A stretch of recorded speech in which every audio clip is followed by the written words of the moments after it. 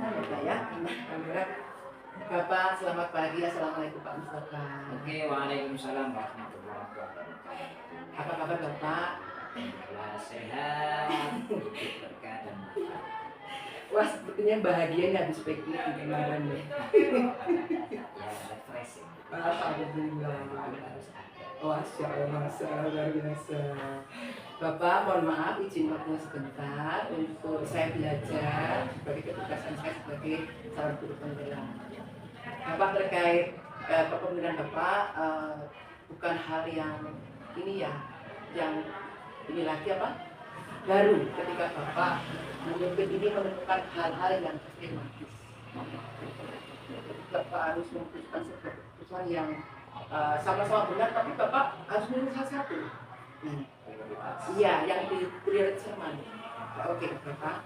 Selama ini bagaimana Bapak dapat mengidentifikasi kasus-kasus yang merupakan dilema etika atau kebutuhan Bapak di sekolah Bapak? Ya, sedapat mungkin sebagai kepala satuan pendidikan harus bijaksana. Bijaksana itu yang dipertimbangkan adalah dampak positifnya lebih banyak dampak negatifnya. Kalau kita menghadapi sebuah hal yang dilematis, maka harus cermat kita menyelesaikan permasalahan itu menjadi sebuah peluang. Ini yang tidak banyak dikuasai oleh teman-teman. Karena kalau masalah itu sudah dibalik menjadi sebuah peluang, maka akan muncul solusi-solusi secara ini yang salah satu contoh anak yang terlalu aktif ketika dia bergaul dengan temannya bagi dia sendiri itu wajar, tapi bagi anak secara umum itu sudah melebihi dewasa. Maka yang pertama kita harus lakukan, kita harus panggil untuk tabayun dari tingkat anak. Kita berikan sekalian peringatan. Tapi kalau masih terulang, maka langkah yang kedua adalah kita panggil orang tuanya. Ya, kalau orang tua sudah dipanggil tabayun dari sekolah, maka ada istilah peringatan satu. Peringatan satu itu harusnya juga mendidik. Ya, kemudian ketika mendidik, maka salah satu yang kita lakukan adalah homeschooling. Karena yang terjadi selama ini yang di sini salah satu yang tadi dilematis adalah anak yang punya sosial belum bisa bergaul secara normal, apalagi memotivasi yang dilakukan sengaja atau tidak, tapi faktanya demikian. Ini yang kadang-kadang kita agak sulitnya adalah ketika ada argumentasi subjektif, dia menganggap paling benar. Ini yang biasanya rumitnya itu di sini. Tapi ketika orang tua terbuka, ternyata memang saya salah. Makanya selalu saya sampaikan, ketika ada tabayun maka saya harus mendahului yang salah saya. Masya Allah. Jadi kalau sesuatu permasalahan itu sudah diawali dengan rebutan sama, masalah yang ini jadi penyelesaian. Luar biasa. Tapi kalau sudah rebutan paling benar, itu sampai ujung dunia nggak selesai-selesai. Kenapa yang dipegang itu kebenaran subjektif bukan kebenaran. Nah dari situlah alhamdulillah segala sesuatu permasalahan di sini menurut saya sangat-sangat biasa dalam mas itu kejadiannya tidak sehari seminggu atau bulan, tapi bertahun-tahun ini sampai pada akhirnya anak ini kelas 6 sudah semester 1 semester 2 saya lupa itu. Karena anak ini harus pindah ya Pak ya, harus kita wisuda. Semoga anak ini dampaknya lebih baik, sekolah juga demikian. Ternyata alhamdulillah perkiraan kita itu dikabulkan oleh Allah. Dengan dia pindah di tempat yang pilihannya, ternyata dia di sana malah jadi ranking 1, jadi ini luar biasa ya Pak. Sementara yang di sekolah yang ditinggalkan itu dalam tanda petik ya, kemudian sosialnya jadi bagus. tapi tidak kita tanamkan sebagai sebuah permusuhan. Iya. Itu yang sulit sebenarnya menjadi teladan ketika sesuatu hal yang Iya. mudah kita punya. Iya. Kalau kita satu teladan lebih baik daripada sebelumnya. Luar biasa. Mungkin pertanyaan pertama itu. Terima kasih Bapak, luar biasa. Jadi Bapak tadi menekankan harus bijaksana, cermat dalam menyelesaikan masalah, kemudian tabayun, kemudian peringatan, terus kemudian rebutan salah itu yang paling ditekankan. Dan terima kasih. Baik Bapak, selanjutnya, selama ini bagaimana Bapak menjalankan pengambilan keputusan setelah Bapak, terutama untuk kasus-kasus di mana ada dua kepentingan yang sama-sama benar? Tentu ada tahapan. Jadi tidak bisa instan. Mengambil keputusan itu harus bijaksana. Ya harus ada argumentatif yang bisa diterima oleh semua pihak. Itu yang nggak mudah. Nah, kebijakan-kebijakan selama ini yang kita lakukan adalah punya tahapan. Yang pertama kita serap permasalahannya seperti apa. Ya. Ketika sudah ada permasalahan, tentu nanti ada sebab akibat. Sebab akibat ini yang clearnya kita harus tabayun, baik dengan siswa. Salah satu contoh kita beri siswa yang kejadian melihat film. Hanya HP itu lebih banyak film, lebih sisi negatif tinggi daripada kalau melihat film itu adalah satu, bagaimana saya juga bisa melampiaskan itu. Ini tidak banyak tentu. Iya.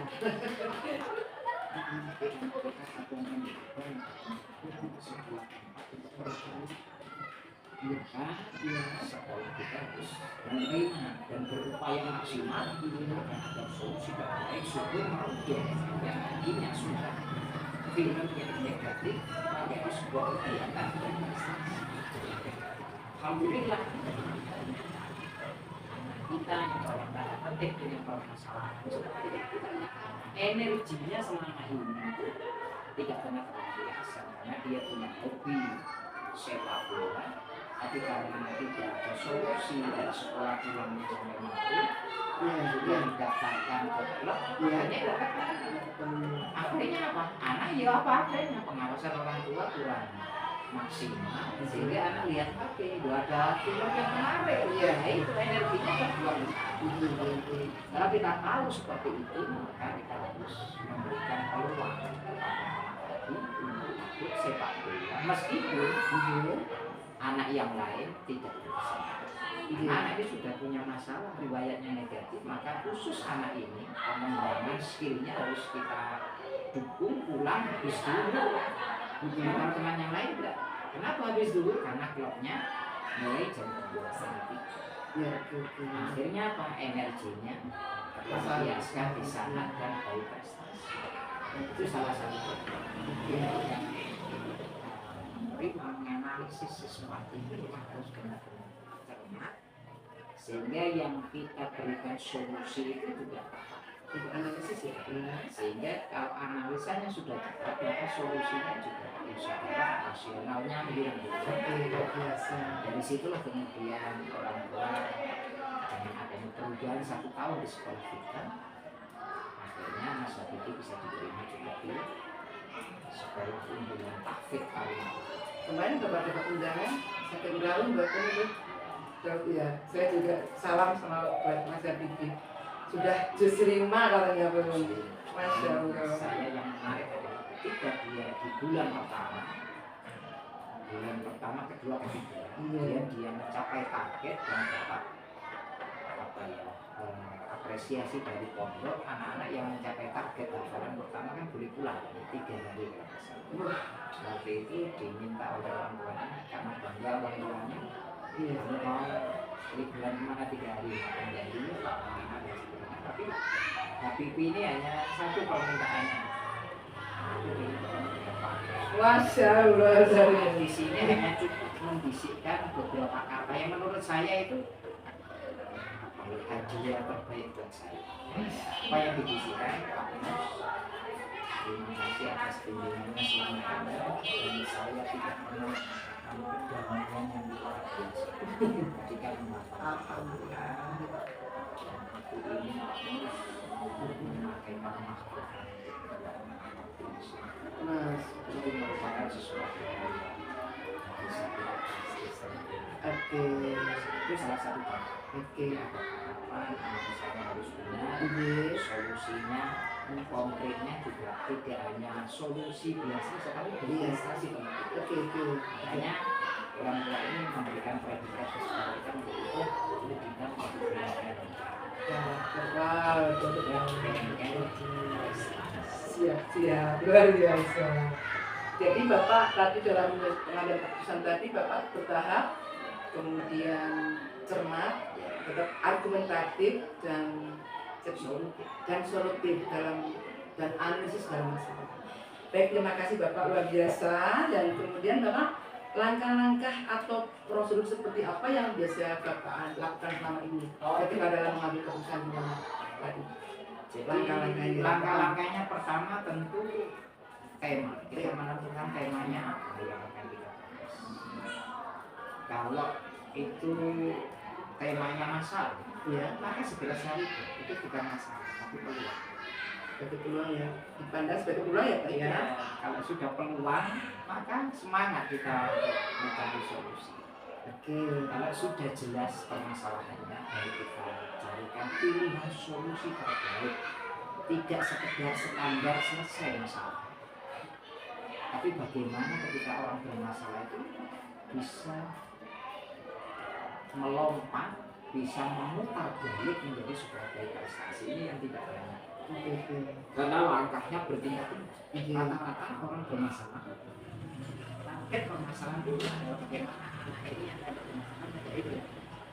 oke. Tapi langkah kita sudah tidak selesai masalah. Bagaimana anak ini punya potensi kita gali agar baik prestasi. Jadi menjadikan masalah sebuah apa tadi Pak, sebagai peluang untuk menjadikan anak tersebut berprestasi gitu ya. Prestasi, menggali prestasi. Jadi itu ada ilmunya. Oke, Karena kalau kita nggak punya passion, dulu harus punya ilmu dulu, yaitu asas metodik dan didaktik. Jadi anak itu punya kemampuan dasar.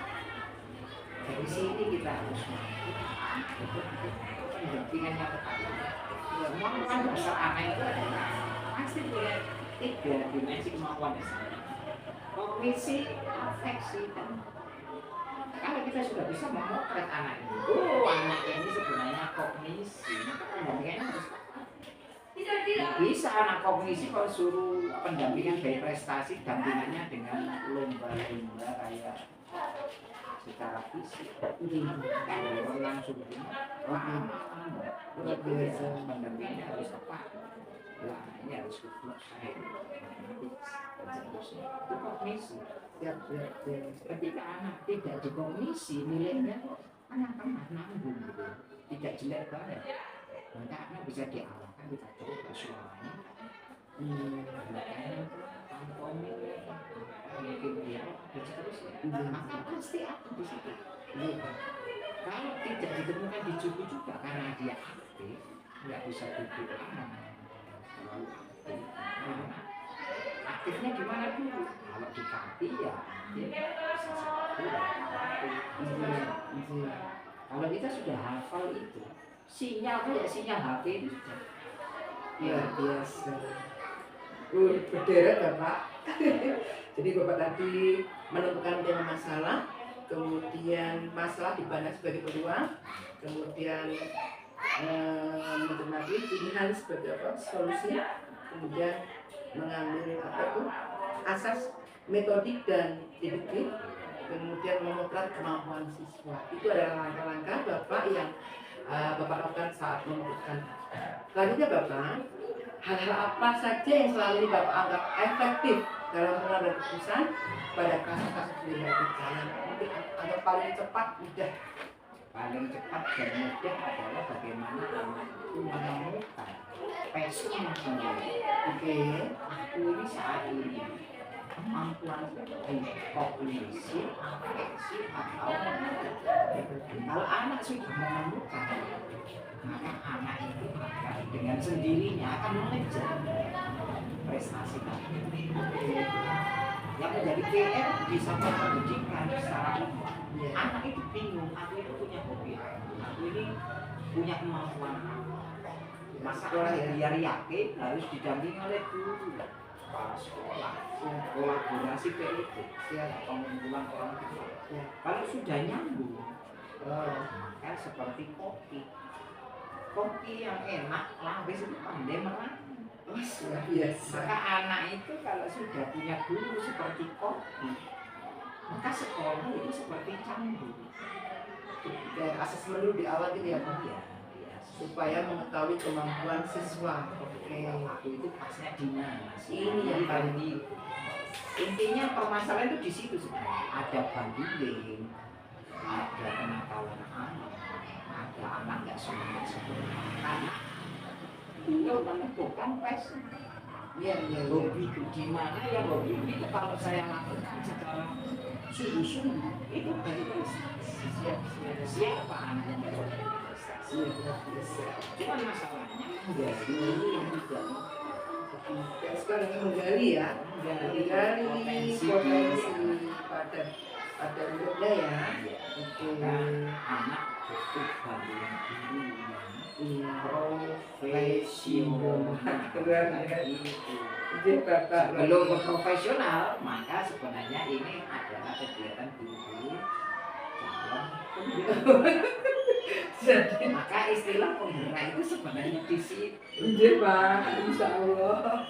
Terima kasih ya Pak. Itu adalah belajar sepanjang. Amin. Jadi kita sebenarnya standar dengan anak-anak, cuma beda posisi aja. Iya. Kalau guru, kalau aku sudah bisa memastikan bahwa anakku ini saja contohnya. Saya itu dulu belum begitu yakin masuk di sini kelas 1. Hanya ibunya memang ingin sekolah di SD sampai. Karena melihat prestasi yang begitu baik. Ini keuangan penjara. Maka ketemu Pak Mustafa. Ini guru sampai. Makanya saya dampingi. Ketika melihat sang saya ini kok cerewet, banyak omong.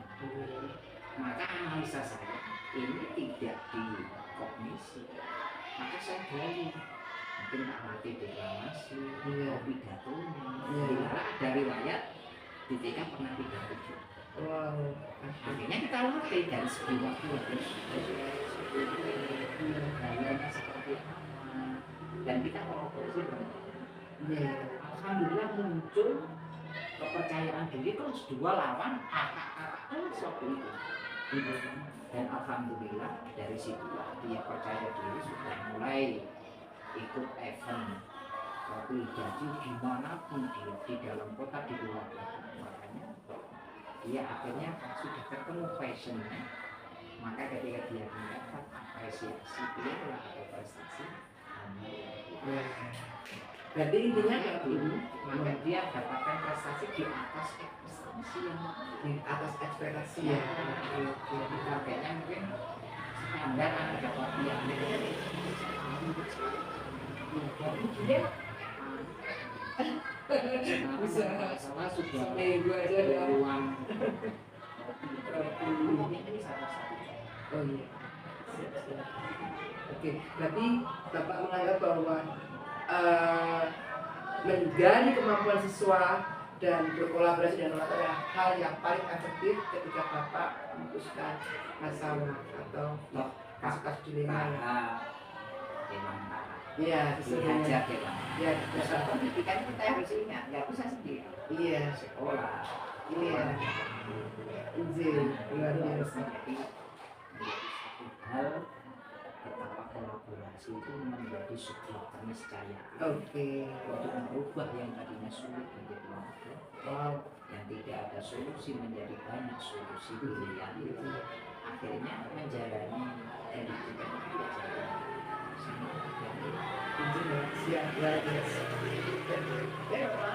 Selanjutnya hal-hal apa yang selama ini merupakan tantangan dalam Bapak mengambil keputusan pada kasus-kasus dilema seperti itu?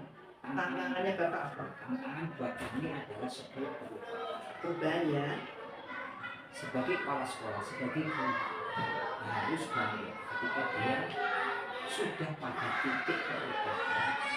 Itu namanya kepala sekolah, itu namanya guru. Kalau guru tidak mau berubah, ya mau pulai ini. Itu ada istilah Jawa jalanan guru. Harus bangga kita menerima anak model kayak apa. Tugas kita iya, guru itu tugasnya yang tadi belum bisa menjadi bisa. Yang tadinya belum bisa baca bisa baca. Tadi belum bisa bernyanyi dia bisa bernyanyi. Tadi belum bisa berjoget dia berjoget. Itu perubahan positif. Jadi dasarnya adalah itu. Jadi tantangan jangan semata-mata hanya seorang menjadi justru tantangan itu tidak ada bisa. Iya, Masya Allah. Jadi berawal dari sini nih tidak mudah orang bisa menerima. Yang namanya masalah ya muncul. Seolah-olah tenggelam. Jadi tantangan itu perubahan, kalau benar perubahan ya. Dan itu jangan orang lain, tapi Diri sendiri dulu, berawal dari sendiri. Ya. dan banggalah kalau ada sahabat menasihati. Itu nasihat janji nanti.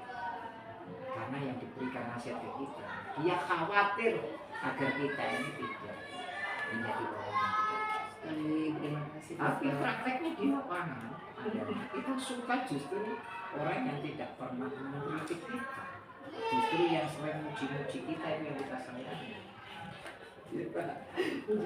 Maka tidak mudah itulah kemudian kalau bisa dipraktekkan dari diri kita sendiri.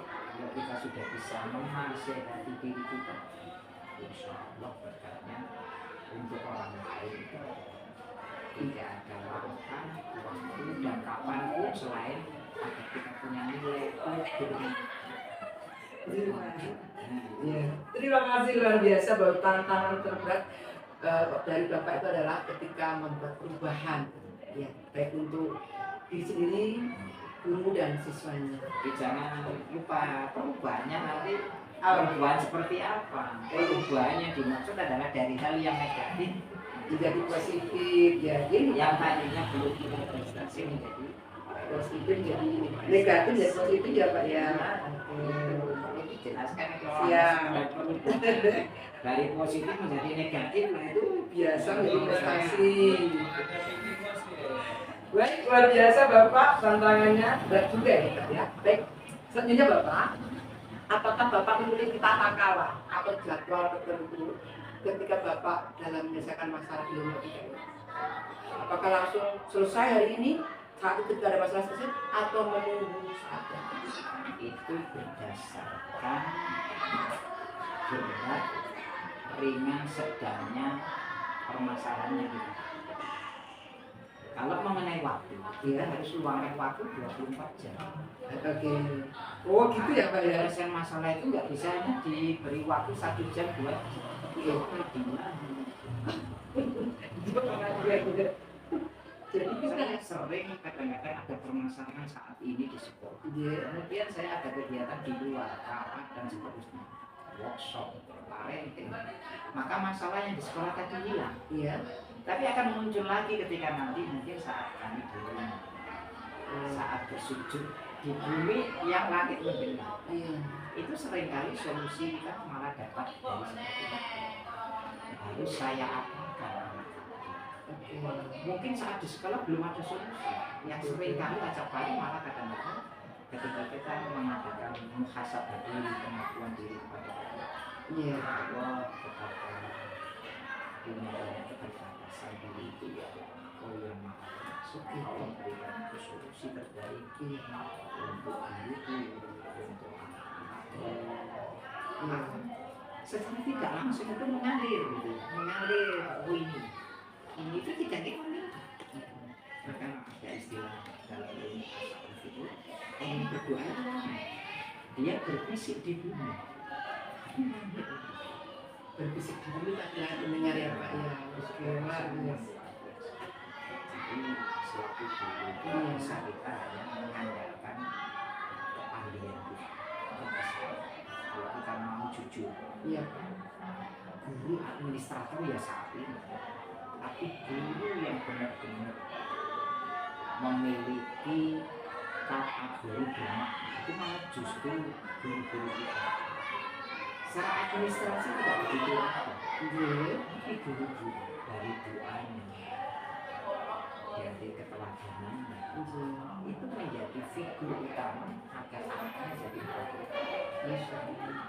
Orang-orang hebat zaman sekarang itu gurunya bukan ahli administrator. Mereka guru itu capeknya bukan capek karena nulis melengkapi administrasi, jujur itu. Saya mengalami. Tapi guru itu adalah keteladanan ya Pak ya. Yang kedua, setelah keteladanan adalah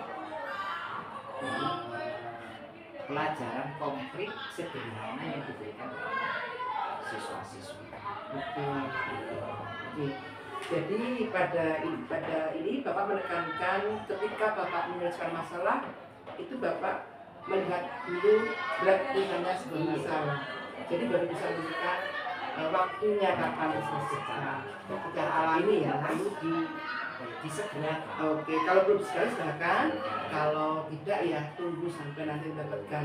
Oke, terima kasih Bapak atas jawabannya luar biasa. Kemudian Bapak, adakah seseorang atau faktor-faktor yang selama ini mempermudah atau membantu Bapak dalam pengambilan keputusan?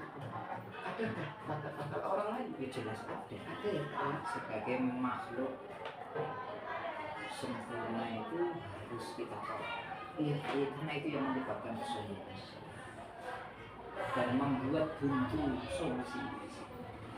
Kayak lebih tepatnya adalah kepala sekolah itu butuh kolaborasi. Maka kolaborasi kalau di sekolah otomatis dengan komite, orang tua, bapak ibu guru karyawan, bahkan termasuk siswa.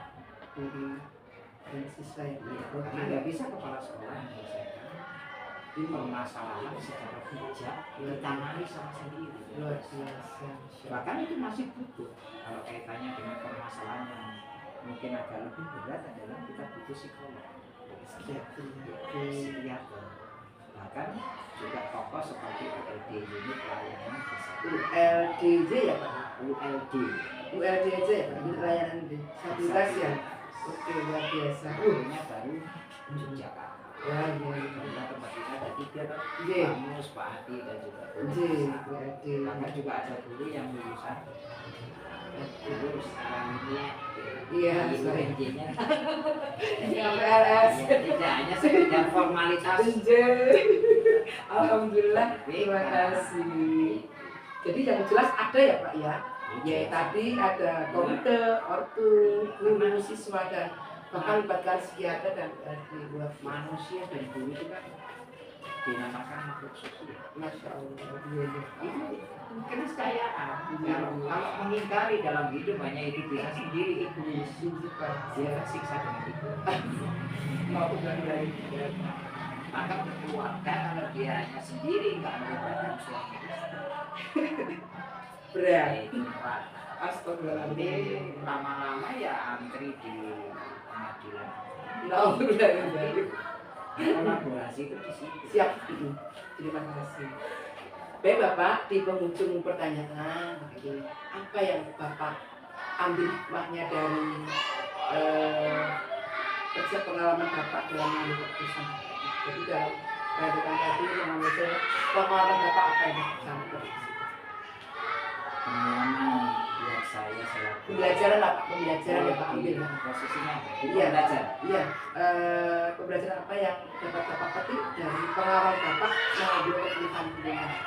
Ketika banyak sekali masalah kendala. Pengalaman yang indah. Pembelajaran.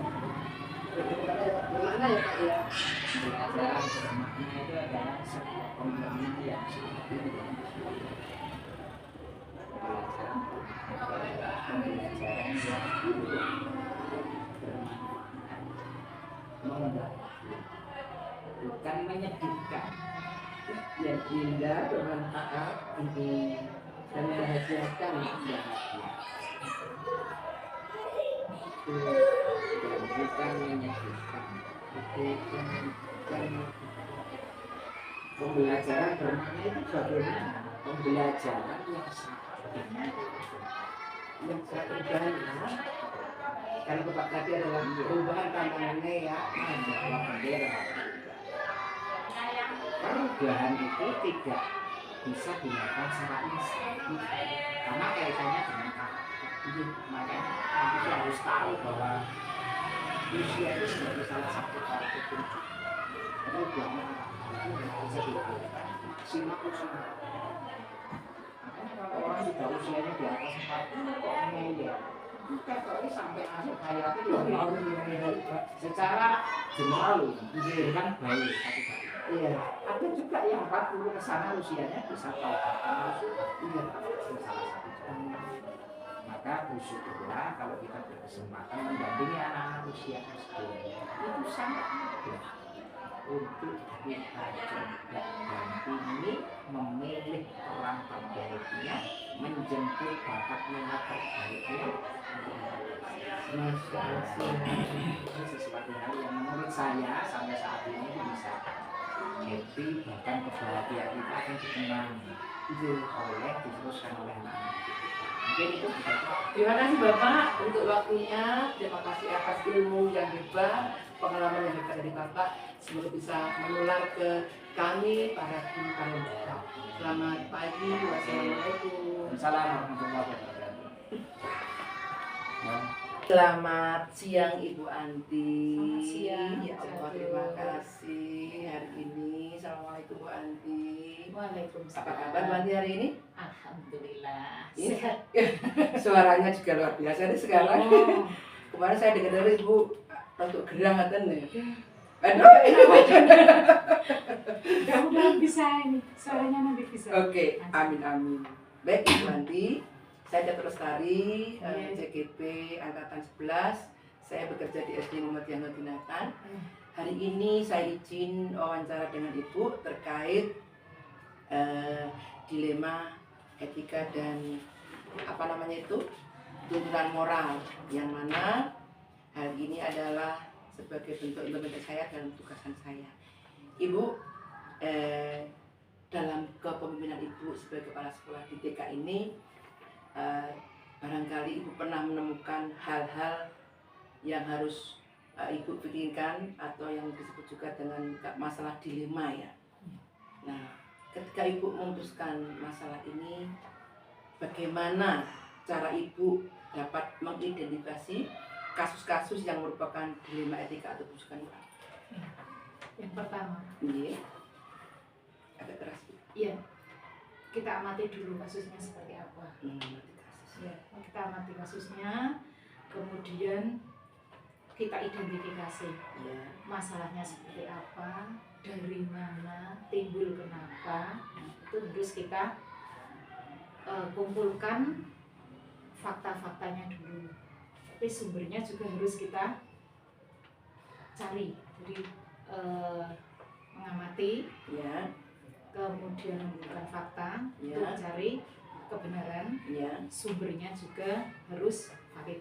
Oke, terima kasih Ibu. Jadi pada hal ini Ibu ketika mengidentifikasi kasus, Ibu pertama adalah mengamati kasusnya seperti Iya. apa, kemudian juga Ibu mengumpulkan fakta-faktanya, kemudian sumber masalahnya dari mana, dan baru kita akan mengumpulkan dengan tim ya, Ya. seperti komite, guru, dan Ibu terima kasih. Terus selama ini bagaimana Ibu menjalankan pengambilan keputusan di sekolah Ibu, terutama untuk kasus-kasus di mana ada dua kepentingan yang sama-sama benar atau sama-sama mengandung nilai kebajikan. Itu bagaimana Ibu caranya? Berdiskusi. Oke, berdiskusi ya Bu. Iya. Dalam diskusi, silakan. Jadi gini, kan ada beberapa metode kepemimpinan. Ya. Ada yang kalau saya itu kepemimpinan kepala sekolah itu harus kita kembalikan ke forum, Ya, apa? sehingga masalah yang timbul mereka kan bisa mencurahkan semuanya. Ya. Setelah itu baru kita telaah. Karena apa? Tidak semua keputusan yang kita ambil itu nanti benar buat kita, tapi belum tentu buat mereka. Kita kembalikan ke forum, kemudian apa toh masalahnya. Nah, otomatis kan mereka akan mencurahkan ide pendapatnya. Menyampaikan pendapatnya. Iya, Ya. gitu. Terima kasih Bu Andi. Jadi Iya. Ibu ketika mengambil keputusan itu yang pertama adalah berdiskusi ya, Iya. dan kemudian dipecahkan di dalam forum. Iya. Baik Ibu Andi, terima kasih luar biasa. Kemudian langkah-langkah atau prosedur seperti apa yang biasa Anda lakukan, Ibu lakukan selama ini? Tadi mungkin Ibu sudah memberikan tadi ya. Iya. Pertama adalah Setelah kita itu mengetahui dalam arti masalah ini disampaikan, masalah ini juga disampaikan. Nah, disitulah musyawarah kita mulai. musyawarah. Ya, kalau mereka itu dalam arti hasil keputusan nanti menyangkut kepentingan sekolah, Ya, itu akan kita putuskan bersama-sama Oke. karena kita yang akan melaksanakan. ya, Tapi kalau memang itu urusannya dengan kepentingan pribadi, Iya. otomatis karena saya sebagai kepala sekolah kan punya hak prioritas ya, Iya. prioritas sebagai kepala sekolah untuk dalam arti mengambil keputusan sendiri. Oke. Jadi kalau urusannya dengan pihak sekolah, maka Ibu akan kembalikan ke forum Ya, dan diputuskan bersama-sama. Ya. Tapi kalau itu kepentingan pribadi, ya itu akan Ibu tentukan sendiri Ya. karena juga Ibu memiliki hak ya. dalam sebagai kepala sekolah. Terima kasih luar biasa. Semangat Bu Andri. Iya. Kemudian Ibu, hal-hal apa saja yang selama ini Ibu anggap efektif ya dalam pengambilan keputusan pada kasus-kasus dilema etika yang paling mudah, efektif, tepat waktu, tepat guna, dan itu apa yang Ibu anggap efektif? Keputusan yang kita buat bersama. Oke, jadi keputusan yang dibuat bersama Iya. ya, itu anggap dengan itu paling efektif ya? Efektif karena apa? Kita buat bersama itu otomatis kan semuanya sudah Iya. ada keputusan dan pola pikir dari bu guru semua. Oke, Kemudian kesepakatan itu ya. kesepakatan itu kan dibuat bersama, kita jalani bersama, tanggung jawab bersama. Oke, luar biasa. Just, jadi tidak ada kepentingan sendiri ya, tidak bisa berjalan sendiri ya. Iya. Kita kan punya teamwork ya Ibu ya. Oke Ibu, hal-hal apa saja yang selama ini merupakan tantangan Iya. ketika Ibu dalam mengambil keputusan pada kasus-kasus dilema Baik. ITK? Tantangan yang pertama, Iya Ibu. setelah disepakati Iya. keputusan tersebut, kadang Iya. ada guru kita Iya. yang tidak menepati. Ada. Nah, jadi kan misalkan karena merasa senior, Iya. ya, merasa senior Iya. terus wah aku rasa senang kayak gitu. Jadi Oke. untuk melaksanakan ke arah keputusan itu dia bertentangan. Nah, saya juga karena saya kalau misalnya masih muda gitu, jadi kalah hawu. Nah, bisa itu Bu Catur, itu kan Masa? tantangan terberat. Senioritas ya. Iya, dia kan merasa itu nggak bagus kayak gitu ini. Loh, kenapa kemarin ketika kita musyawarah sudah disepakati jenengan juga ikut sepakat. Nah, seperti itu. Oh, Nah, itu memang tantangan terberat. Kalau yang lain, misalkan guru yang lain dia bisa menepati kesepakatan, otomatis nggak masalah. Ya. Itu saja. Ya. Jadi pada intinya tantangan terberat itu adalah ketika ada salah satu guru tidak menepati kesepakatan yang telah dibuat karena dia merasa senior ya. Iya. Jadi masih ada perasaan senioritas ya. Ada. Wow, masih ada di sini. Ada. Tantangan ini. Oke. Baik Ibu, apakah Ibu memiliki sebuah tata cara atau jadwal tertentu dalam sebuah penyelesaian kasus dilema etika mas saya? Ya. Apakah Ibu juga langsung menyelesaikan di tempat atau memiliki sebuah jadwal dalam menyelesaikannya? Gitu. Tergantung masalahnya Bu Oke, Catur. tergantung masalahnya ya. Kalau urgent Oke. itu langsung kita selesaikan saat itu juga. Oke. Tetapi ketika memang harus ada dalam akte saksi, kemudian Oke. ada yang ini tidak harus diselesaikan, harus ada namanya musyawarah, kemudian kan tadi ya dilema Iya. itu kan yang ini begini, yang ini begini gitu kan. Ya. Ya kan kita harus membuat jadwal kan. Jadwal, Ya, ya. jadi memang harus kita jadwalkan ketika memang itu kita perlukan. Oh, luar biasa. Jadi pada intinya ketika ibu menyelesaikan masalah dilema etika ini, ibu melihat dulu berat ringannya sebuah masalah gitu. Kalau berat ya perlu pembicaraan masalah bersama-sama harus dijadwalkan. Tapi kalau ringan dan saat ini diselesaikan, langsung selesaikan. Luar biasa. Terima kasih. Kemudian ibu, adakah seseorang atau faktor-faktor yang selama ini mempermudah atau membantu ibu menyelesaikan pengambilan keputusan dilema etika ini? Ada nggak? Ada. Ada ya Bu ya? Ya. Siapa aja Bu? Atau apa saja Bu? Pertama, Ya, guru. Oke. Terus yang kedua semua karyawan. Semua karya. Ya, kalau saya menyebutnya bateh. Kalau bahasa Jawa bateh. Bateh sekolah. Ya, saya nggak pernah ini karena saya nggak suka dengan menyebut egois gitu. Di sini itu kita bareng-bareng. Namanya warga sekolah, ada kepala sekolah, ada bu guru, ada komite. Ya. Itulah yang kita sebut bateh. Berarti tidak hanya guru dan karyawan dong, ada komite juga. Ada komite kalau orang memang tua wali. Iya. Siswa sudah bisa dilibatkan belum? Kalau siswa belum. Belum. Ya. Jadi hanya komite dan orang tua wali ya. Untuk yang di luar lembaga, maksudnya di luar instansi ini dan orang tua wali. Oke. Luar biasa Ibu, singkat, padat, dan jelas. Baik, selanjutnya Ibu yang di penghujung pertanyaan. Ya. Apa dari semua hal yang telah Ibu sampaikan tadi, pembelajaran apa yang dapat Ibu petik dari pengalaman Ibu mengambil keputusan dilema etika? Itu apa?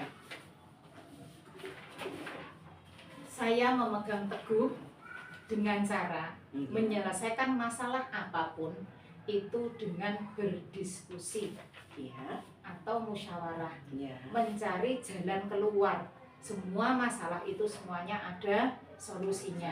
Ya. Baik masalah yang sepele maupun yang besar. Karena apa? Kalau kita itu tidak terbiasa dengan menyelesaikan masalah dengan diskusi, itu yang berat kita jatuh. Luar biasa. Iya, tapi kalau semuanya, oh kok ada masalah seperti ini, ayo kita bersama-sama berdiskusi.